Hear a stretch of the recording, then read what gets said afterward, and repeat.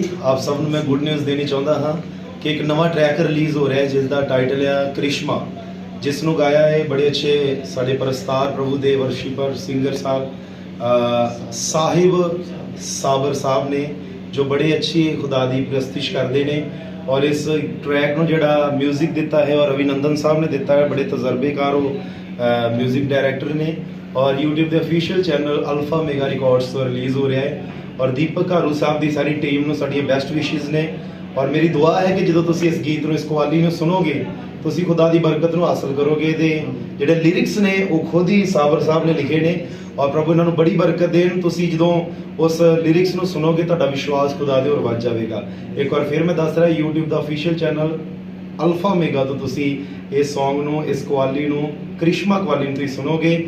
ਔਰ ਸਾਬਰ ਸਾਹਿਬ ਨੂੰ ਔਰ ਇਹਨਾਂ ਦੀ ਸਾਰੀ ਟੀਮ ਨੂੰ ਸਾਡੀਆਂ ਬੈਸਟ ਵਿਸ਼ੇਸ ਨੇ ਕਿ ਗੀਤ ਦੁਨੀਆ ਦੇ ਕੋਨੇ ਤੱਕ ਜਾਵੇ, ਰੂਹਾਂ ਯਿਸੂ ਦੇ ਰਾਜ ਦੇ ਲਈ ਤਿਆਰ ਹੋਣ।